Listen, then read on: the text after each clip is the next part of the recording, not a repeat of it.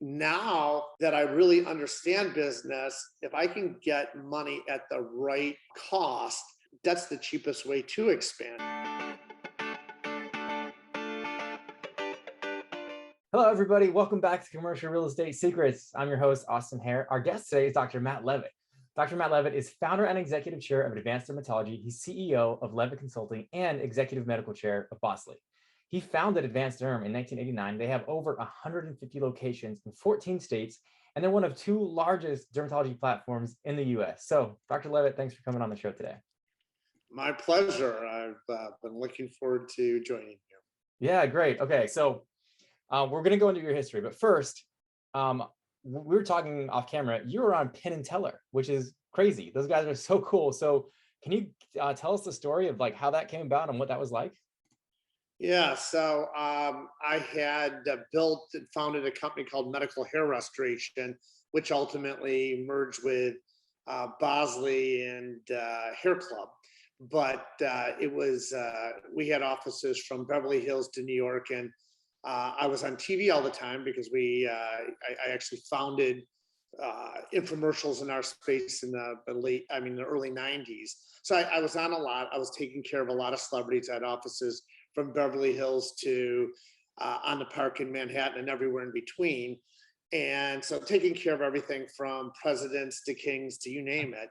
But anyway, long story short, they like to spook, and they had a show on TV called Bullshits was the name of the show.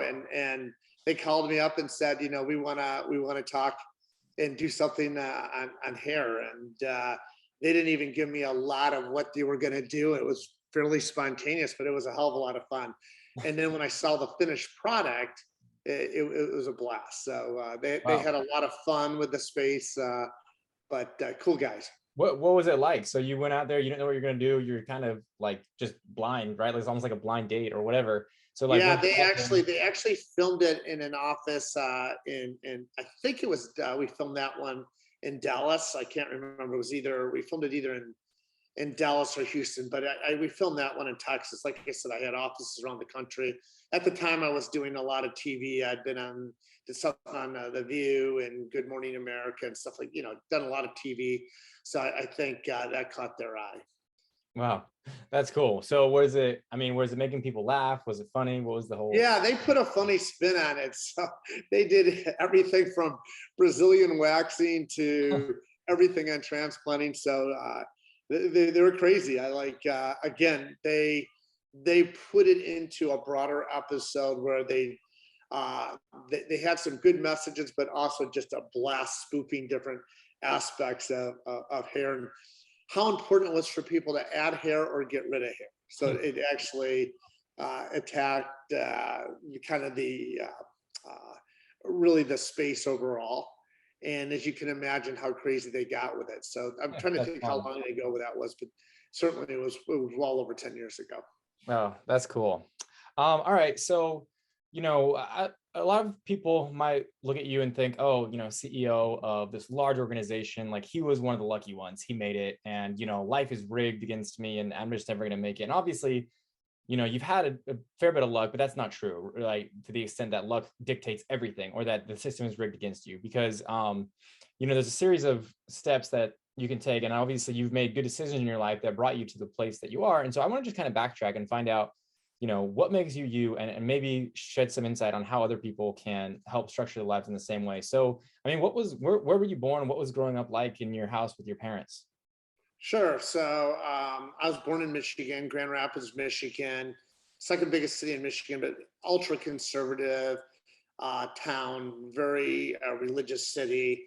And my mom was a school teacher. Dad, I call him an entrepreneur, but he was a math major that did some a little bit in engineering, was an optometrist, but ultimately ended up, believe it or not, in real estate. And he got in real estate because my mom became ill, and my mom's family was in real estate. They did a lot of single family development, and my dad kind of did a lot from there. But probably kind of growing up, there was some things that probably were a strong foundation for who I was going to be. One, is my dad was tough, kind of a drill sergeant type dad, strict, but we always had to work for everything. So nothing was handed Mm. to us. I was, had that chore list before I could go out and hit a baseball or do anything. When I was little, I had paper routes. I cut lawns, and I grew up in an area that was a really nice part of town, but where there was a lot of spoiled kids.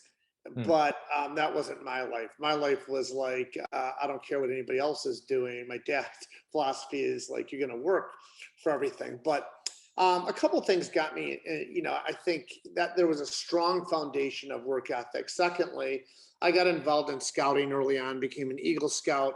But back in Michigan, we camped all winter long. And again, it was kind of just, when you grow up in that environment and you're experiencing some hardships, I think that's really, really helpful. Where most parents, including kind of the environment my kids grew up in is maybe a little bit easier. And then I was also a wrestler. I ended up being an All-American wrestler. And that was a one-on-one sport, although it was a team sport. When you're on the mat, it's you and somebody else. And all those things kind of, I think, gave me a really strong work ethic, toughness. At the same time as having a really close family, I have a brother a year older and a brother a year younger. We were all very different. I was a really, really gifted athlete. And my one brother was more into theater, and my other brother was more into, he was this brilliant math person. And so, it was just a background, I think, of a lot of things that have led to the successes that I had. And I'll go into that a little bit. So when I came out of high school and into college, I had a wrestling scholarship, but gave it up pretty fast at University of Michigan, go blue. um, but I always worked. I had, and I was always like this entrepreneur. Like I kind of just came out of the gate, like just blinders on. Like I never thought I couldn't do something. And no matter how, people would always laugh at my ideas. And you just find some of them probably weren't great ideas, but I made them work. So you just pivot, you evolve, right? So the hardest part is getting something started. And it doesn't have to be a perfect idea. And everybody wants their ideas to be perfect. But I did stuff like I managed real estate and lived in a house with like 7 people What kind of real instead of estate were living you in a managing? dorm, so I could pay for it. Mm. I was a intramural. I ran all the intramural sports program at Michigan for all the referees. So I had like 300 kids working for me. I was a wrestling coach for a junior high. I mean, I can go on and on. And then into med school, I created businesses. A lot of them around sports. So I taught windsurfing, I taught tennis, and a lot of things for professors' kids. But I started a scribe service in medical school. Nowadays, notes all come out beautifully transcribed for you. But back in the day, I'd listen to lecture. I'd hire a ton of people around me, like all the fellow medical students, but I made it fun. I'd put a surname on, like it would be Shalom Glickenstein from Tel Aviv, and the next day it would be Jose Perez from Mexico City. I would just make it fun. Yeah. But I created, I looked at those opportunities. Medical supplies, we were getting whacked on in medical school. Most people didn't have money. And I went out and bought them all cheaper and got them for all my classmates at a much lower rate and just started a medical supply company. So kind of that, I'll pause so that, this isn't just me going on and on, but it was always that foundation of just being entrepreneurial, starting things, looking for opportunities that really led to the companies that I ended up building. Yeah. It's interesting you mentioned real estate with your dad too, because I think I always at least thought of real estate as like a separate category. Like, yeah, you're an entrepreneur, or you might be a, employee, or you might be into real estate, but really real estate does create a lot of entrepreneurship and just the way that you have to like creatively figure things out and put them together. And so I think obviously your dad, being into that helped you see that perspective too. Because a lot of times they're really successful, like when people are into real estate, successful very, very young, oftentimes like they've seen their parents go through and do things. And so I think for me, like the biggest gift my dad ever gave me was just the mentality of being an entrepreneur, like just reading, introducing me to educational books and self-development books, that sort of thing. Like the influence on your thinking that parents have is just, it's priceless, really. And so it sounds like it definitely shaped your thinking growing up into all these business ventures that you did. Yeah, so my dad, because he was more that math engineering person, was extremely precise in how he thought about things in every detail, and just you know that mindset was a little different than what I had. So I probably was more entrepreneur. He was creative and a brilliant thinker, but probably um, I probably took a lot more risks than he would take. So he Okay. wasn't as much of a risk taker, Yeah. and I would say that I was a pretty big risk taker. Yeah. Yeah. I think it's cool the opportunity that you had. And, it's just we have so much opportunity, and it's so easy to get focused on the negative and what we don't like and etc. But I mean, at the end of the day, we live in the greatest country in the world, and there's so many things that you can do if you set your mind to it and you have a positive attitude about it. Yeah, I mean, again, it's one of the keys to success is obviously knowing, I mean, the difference is like if you chose a location in real estate, for instance, and you were debating between three, ultimately time would tell which one appreciated the most, but it doesn't mean number three wasn't good, just relative to maybe number one, Mm. it might not be as strong. But the business, so when I was in medical school, I was losing a lot of my hair, and I'd lost, I was wearing hats and The stress, or what? Was it genetic or was it stress related? yeah, genetic. Okay. So most hair loss, the majority of hair loss is genetic and hormonal. And the hormone part is not abnormal hormones, it's genetic susceptibility Okay. to it. So it doesn't mean that somebody who's losing hair has more testosterone. It means that the hair follicles are programmed to be sensitive to DHT, which is a byproduct of testosterone. Okay. But so I was having a lot of issues, and I didn't want the hair loss. I was wearing hats, etc. And this is kind of how this all evolves as an entrepreneur. I went out and I was looking at the options for myself, and I was like, well, I'm not going to wear a hairpiece because that wasn't me. I was into sports. I couldn't really afford it anyway. They didn't have minoxidil and finasteride, which is Propecia and stuff like that. So I didn't have a lot of options. So I looked at hair transplants, and they didn't look very natural back in the day. And so I said, wow, this is a great opportunity. Somebody's got to figure out how to do this better. Mm. And so when I was in medical, in my internship and residency in dermatology, I started going around working with whoever were the top people in the country. And I had to pay for it all myself. I'm going weekends and everything Wow. else. But I started connecting with people. I just took the risk, typed up emails, got people on the phone, tried their offices. And then I started taking a little bit from each of them. And so by the time I entered my residency, which was dermatology, by the second year of my residency, I was starting to go into plastic surgeons' offices around the country and taking and telling them I can do this procedure. And they had high-end patients, and their patients should be thinking about it. And I started going around the country, opening up offices as a resident. So most people who are in a residency, you just work at a hospital and blah blah blah. But on weekends and almost Wow. every weekend, I open up offices in New York, in Pittsburgh, Cincinnati, Las Vegas, which Wow. formed the basis for that company that I launched. So let me get this straight. So essentially, you're in residency, like kind of Monday through Friday, right, at a certain location, but you're going around the country to affluent cities, and like as almost a side hustle, you're telling these locations, these clinics, like, hey, I can. What were you doing exactly? Were you teaching them? Were you training them? Were you helping them buy the equipment? Was it all of the above? I mean, what did that look like?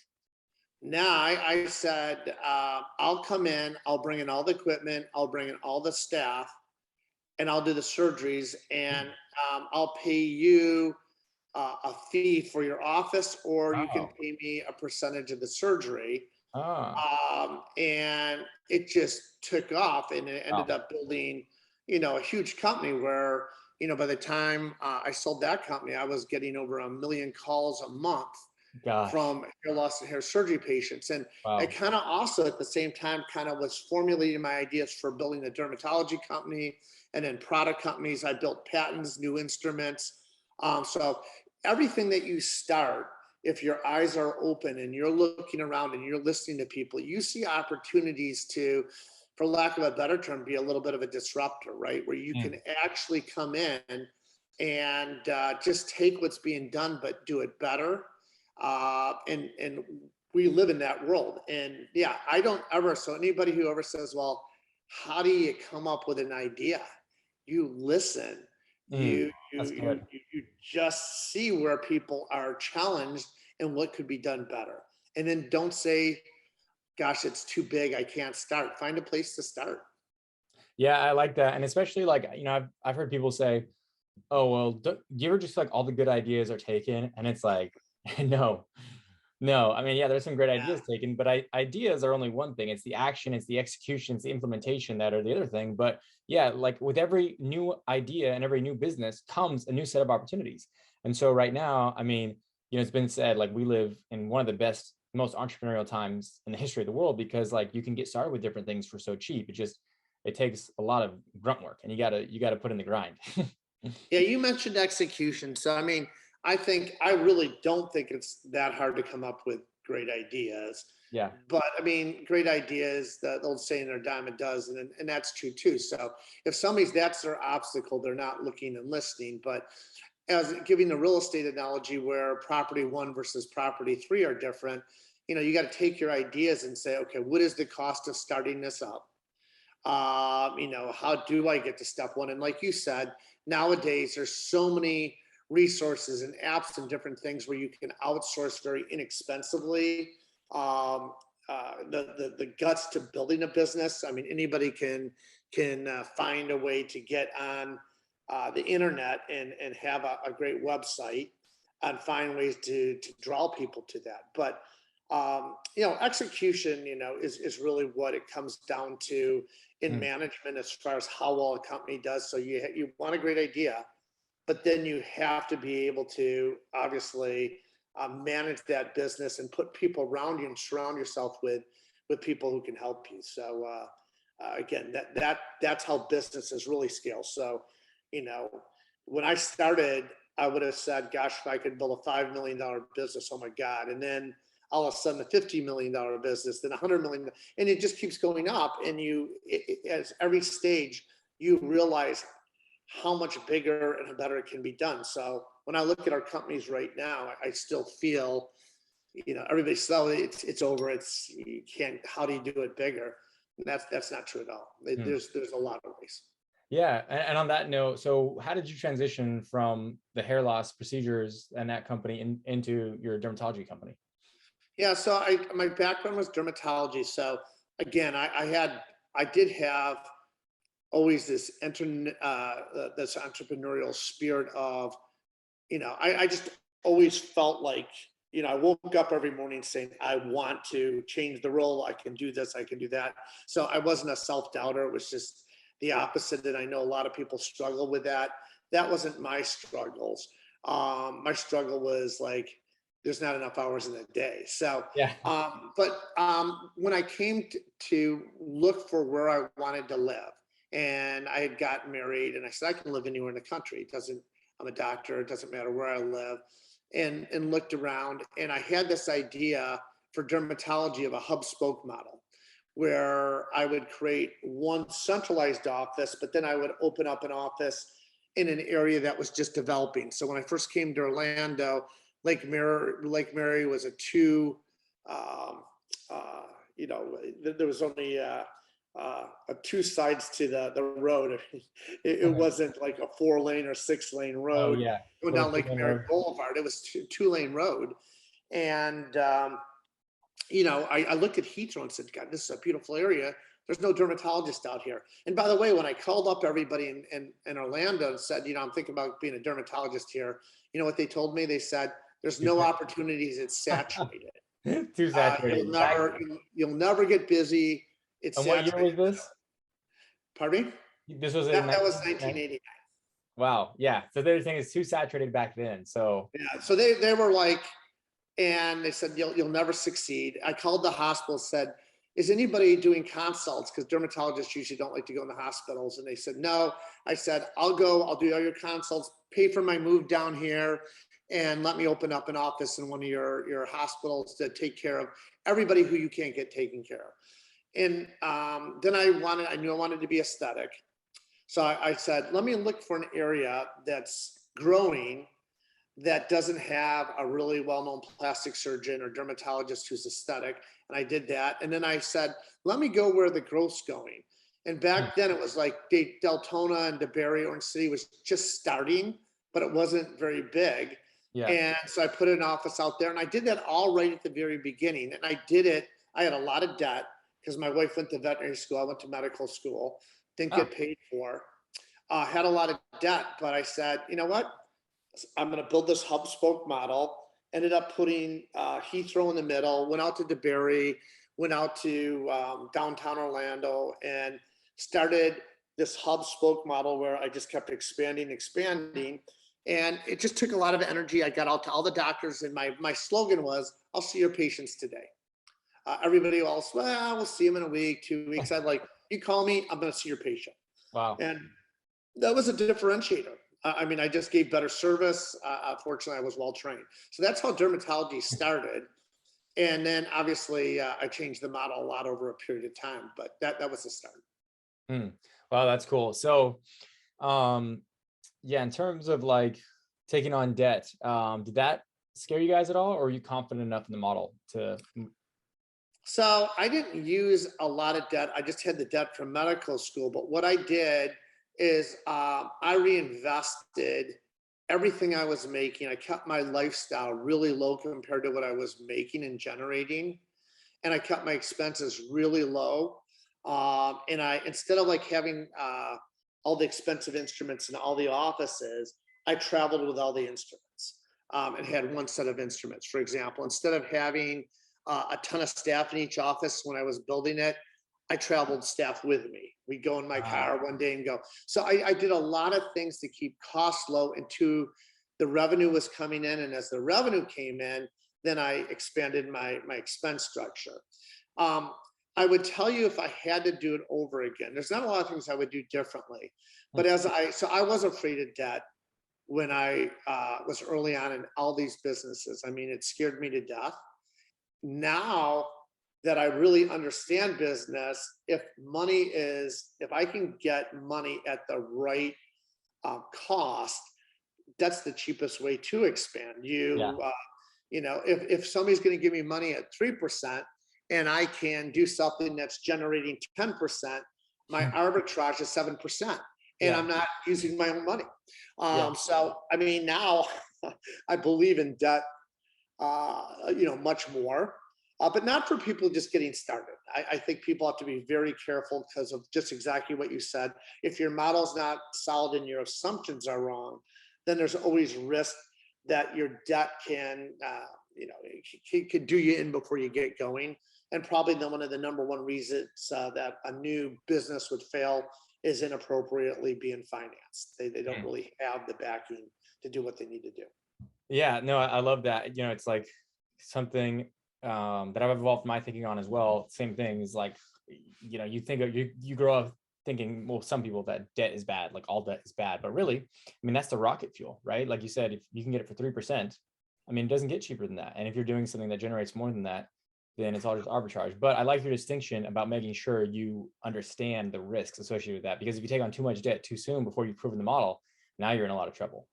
But even big companies that are multi-billion-dollar companies, if their debt their leverage ratios and their debt gets out of whack compared to what their growth looks like, then they can have cash flow difficulties. And so it's not just the small investor, big investors can get in trouble too. So let's talk about the real estate strategy a little bit. You were doing this hub and spoke model. Your first one you said was in Heathrow or Lake Mary? Heathrow, which it was at that point they called it Lake Mary, but now it's Heathrow. Yeah. Okay. So were you doing de novos, like from the ground up locations? I did. Yeah. Okay. What did you look for in the real estate in terms of finding the locations? Yeah. So, first of all, and you can appreciate this, I mean, drive around and just get to know a community. So, and then talk to a lot of people about where growth is going. I mean, so it's some of it you just got to get in a car and you can feel it, sense it. Yeah. There's a feeling. You also can tell what type of building's going on. You certainly, from a commercial standpoint, would love to know that it's going to be attractive for some commercial to come into. You also want to know the infrastructure in terms of highway, et cetera. So if like in Central Florida, where all these highways weren't here when I first came, that they're going in, that that's going to spawn new communities and new commercial developments. So and then from a competitive standpoint, in my business, I always wanted to know what was already out there and how far people were traveling, how busy were the other doctors, were the hospitals and other people, were they interested in those areas? So, which is going to bring even more support. So there's a lot of factors, right? I didn't worry so much about, gosh, it's an expensive area or it's not an expensive area. To me, and it's the cliche that everybody in real estate always has, is that location trumps everything. So, you buy the people who are sitting on really old, small houses in Winter Park, are now selling those houses for tremendous amounts of money because bigger developers are coming in and saying this house, which you paid $40,000 for, is now a house that we're going to pay you $400,000 for, because they want the property. Yeah. The location isn't getting any worse. And so were you buying this real estate at the time or leasing? I started with leasing, Hmm. but then obviously over a period of time, I started to buy. If I had to do it over again, I would have bought a ton more. Yeah. Yeah. And So it's hard. Like, I wish I would have bought more. So there's a few things I told you. I would have used more debt, and I certainly would have bought a ton more real estate. do you think that buying that real estate at that stage would have throttled, like, caused you to not be able to grow as much because of the debt ratios? No, I think, again, back then I did. Mhm. Now I'm a much more knowledgeable investor, and I don't think it would Okay. have. Yeah. I Because like, wasn't knowledgeable enough at the time. okay. Yeah. Because it's funny. You never like we always have that conversation. Should I buy or should I lease my location in the medical field or the healthcare field? And so it's like, it's funny because if you have one location, sure, it does, you should have enough capital to buy both. But if you're trying to grow and scale, a lot of times in the early stages, that takes up so much of your capital. I mean, when you're looking at buying a commercial building, that's a 25-30% down payment a lot of times. And so, that's going to eat into your capital. And so it's like, you got to be able to have the capital for both. And on top of that, if you end up thinking you're going to scale massively, and so you buy all this real estate, and then you end up not being able to go, as big as you thought, maybe you're sub 10 locations. Now all of a sudden, the real estate isn't really worth that much, right? Like, if, as opposed to if your business were to really grow and take off and you can get, 20, 30, 40, Yeah. 100, So 150. yeah. So you're right 100%. So a lot depends on where you're at in your business, because again, and it also kind of the laws of focus. So if Mhm. you're spending as a physician a lot of your time on the real estate, and you're not able to either recruit some of the new doctors or yourself see the patients, you're not going to have the revenue type of stream that you need. And, in medicine, obviously, having that strong patient base is everything, and having that reputation. So you do have to be very careful. With my background and some of my connections, ultimately, like I ended up owning real estate. For instance, I owned a co-op in Hampshire House, which is on Central Park, right on the park in Manhattan, between Ah, 6th and 7th. And I would never in a million years ever imagined I could get in there. First of all, it's impossible to get, but then afford. But then I found somebody who came to work for me who had worked in Manhattan for years. And he said, I think I can figure out how to do this. And so having that level of knowledge and expertise that you can Mm. call on. And then I let some other people invest alongside me. I was the majority investor, but that thing, you can imagine on the park in Manhattan what that, What you was know, the ROI on that? yeah. You still own it or did you sell? I finally sold it because the other investors, the profit was extraordinary and they wanted to take the profit. I should have bought them all out and I wish they still owned it. What year did you buy it, and how long did you hold it, and what was the ROI? In rough, I probably bought it. I'd probably say, mid 90s, and I held it. I probably bought it about 97, 98 probably, and then I probably sold it around 2006. I sold it before the financial That crisis, was good. and it had, I had like a 500% ROI. Oh gosh, yeah. It was crazy. That's awesome. So, and then back to the Advanced Derm story. So you started with the hub and spoke model, which was that one location in Heathrow. How many like de novos did you do around town? Yeah, so I ended up with about I think 25. So I kind of just went down I-4, so to speak. So it started with something in South Orlando, Heathrow, in the Orange City, area, the Berry, Deltona area, but then expanded in every direction. So as Hmm. I would see an opportunity, like the villages, I started with one office. Now we were opening up our fourth office. Wow. So as communities grew, and I saw, because I was there, again, eyes wide open, listening, actively engaged.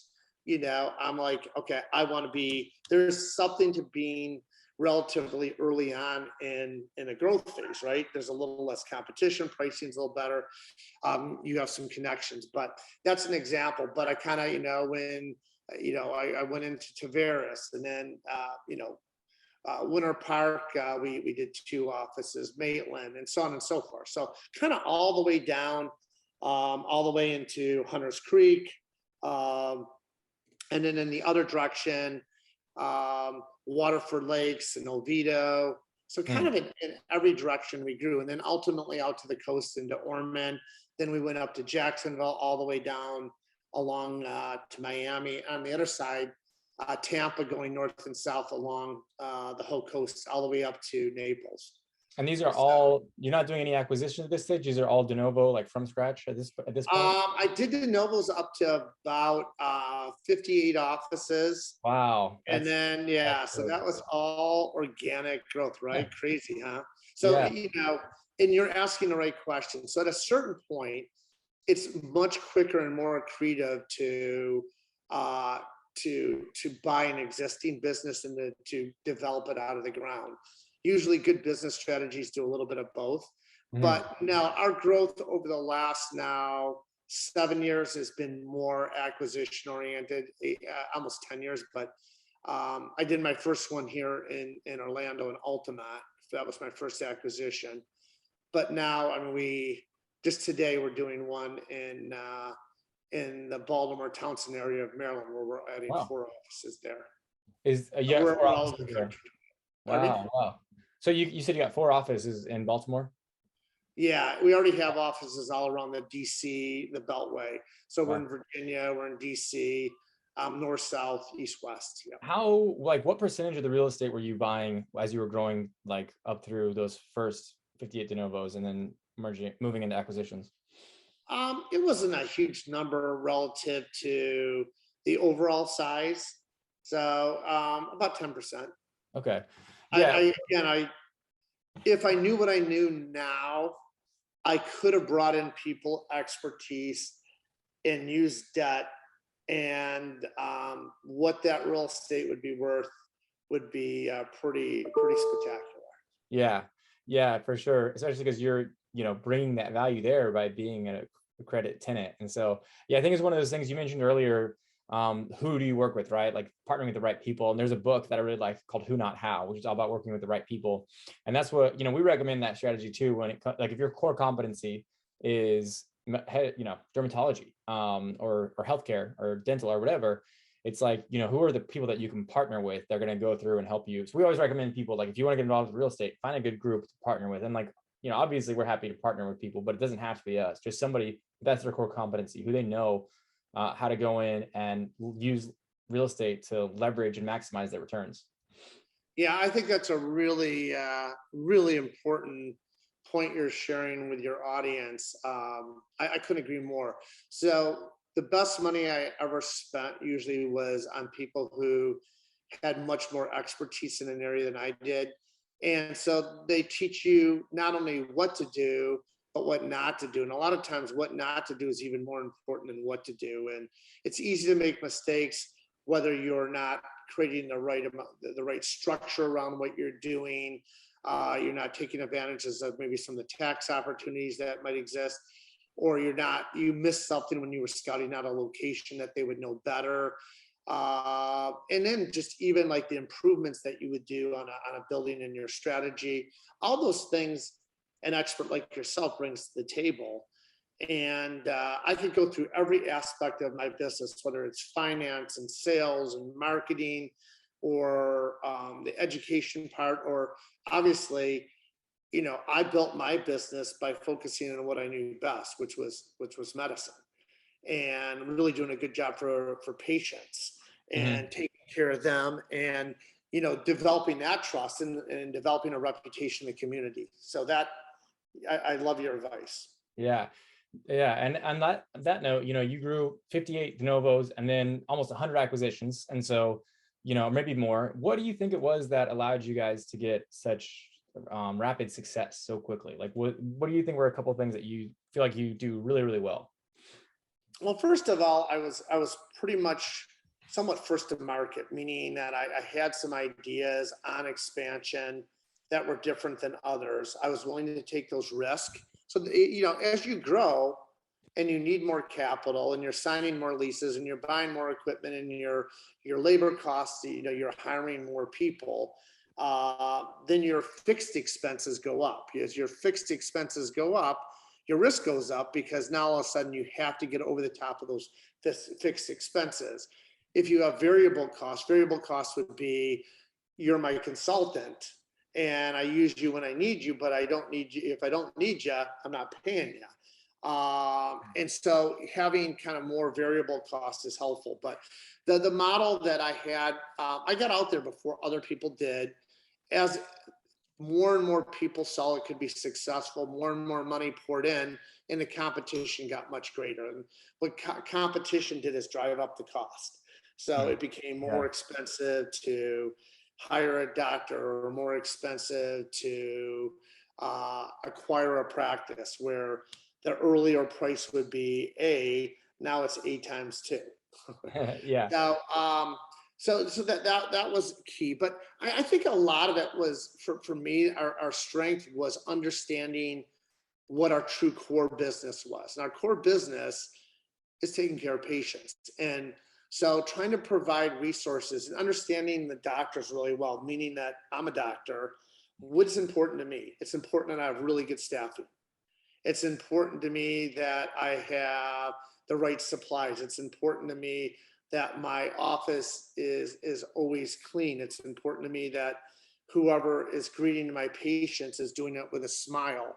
All those sort of things, understanding what your core business is and making sure that you do it that well, gives you an ability to leverage. And then the biggest thing that allowed me to really expand is I understood how to centralize processes. So instead of having 50 offices do their own billing, I had one billing center.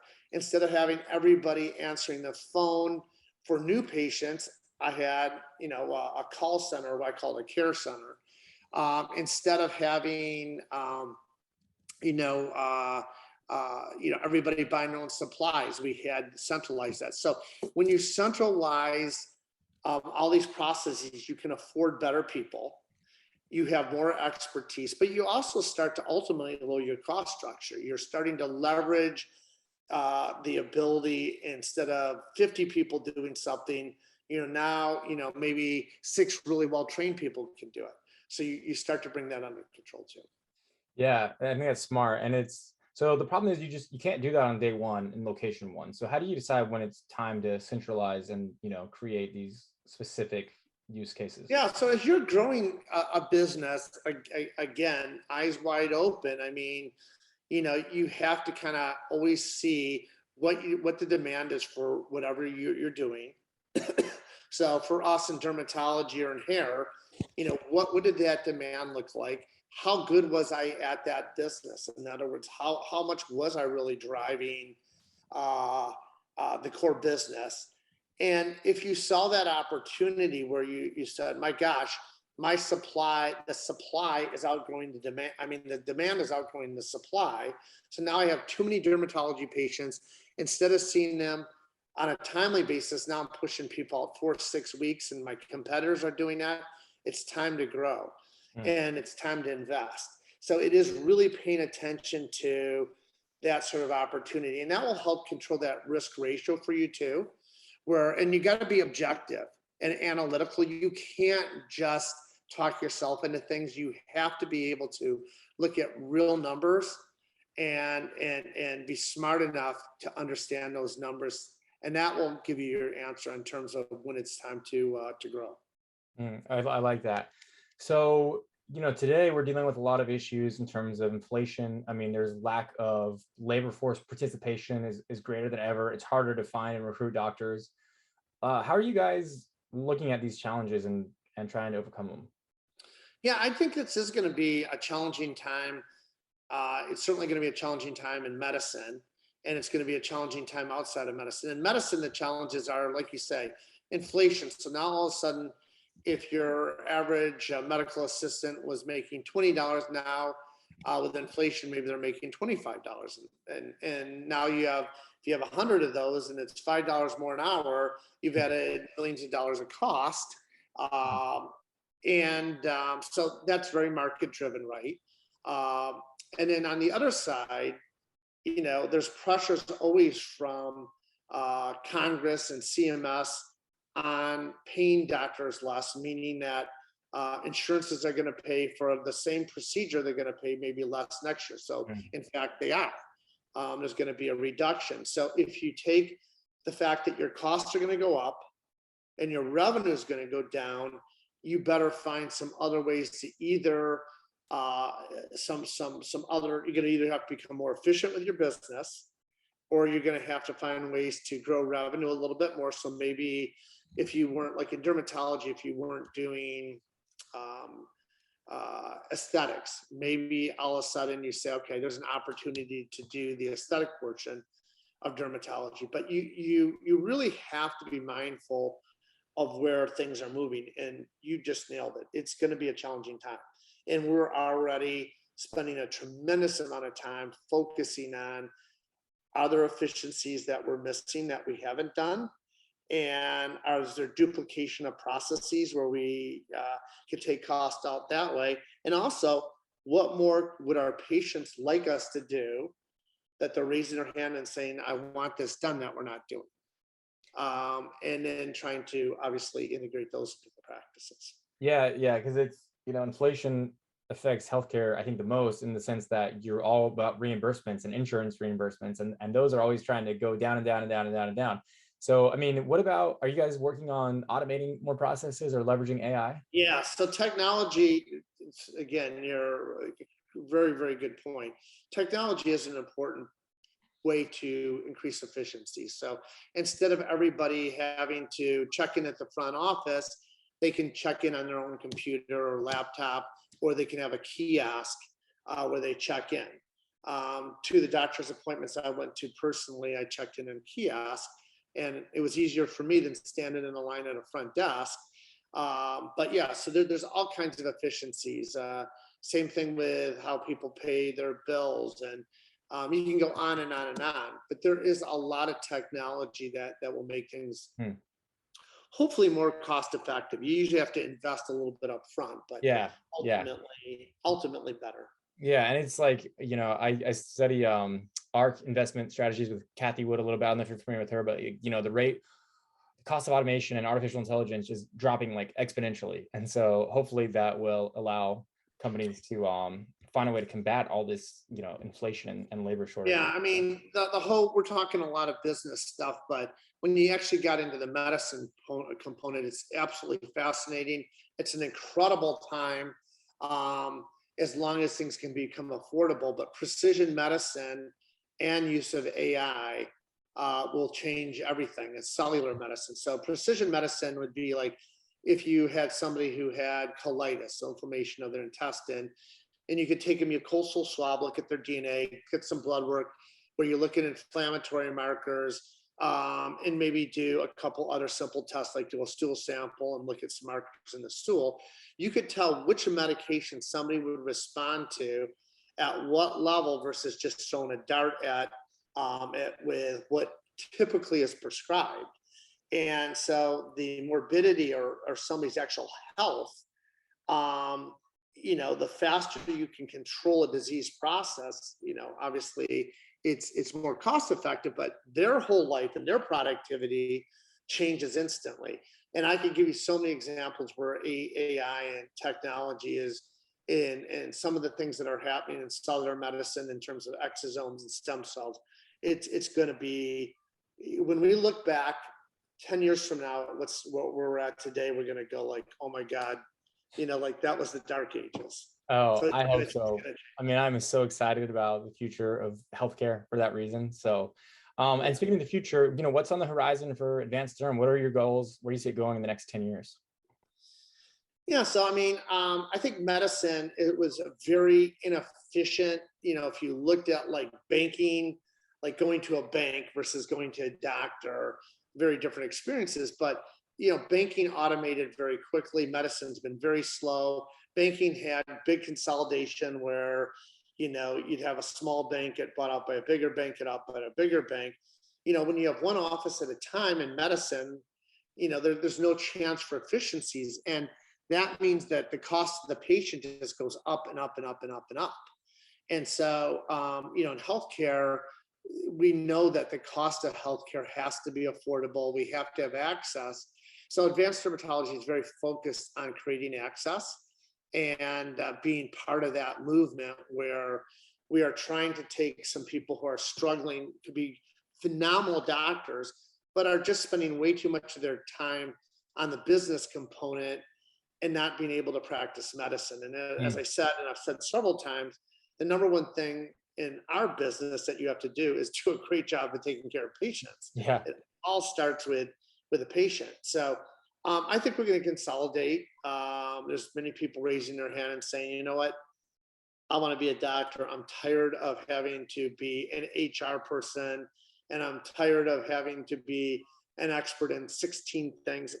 And it's just so cost inefficient. And even more than that, when I go home, I can't really spend time with my family because my day's just getting started. Now I have to run my business after I shut my doors.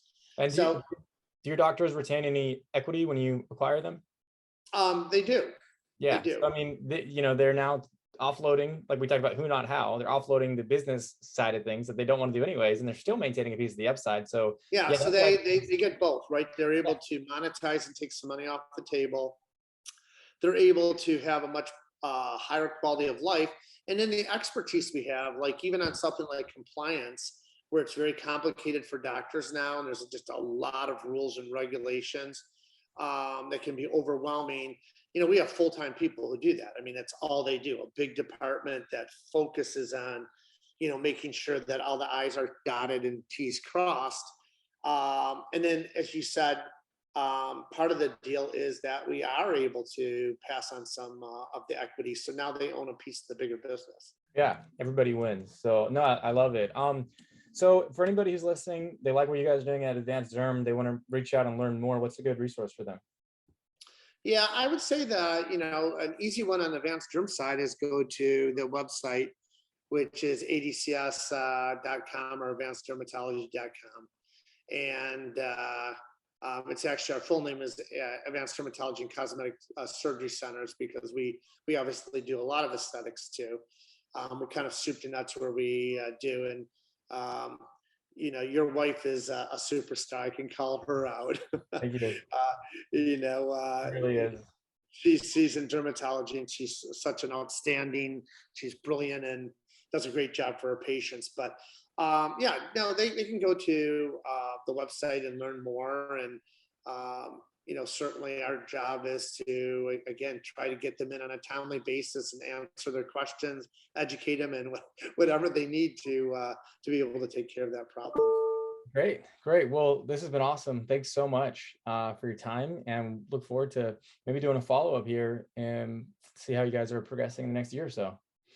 I would enjoy it. Thank you for having me, and I've enjoyed our conversation. Hopefully, there was some pieces in there that struck in a chord with the listeners.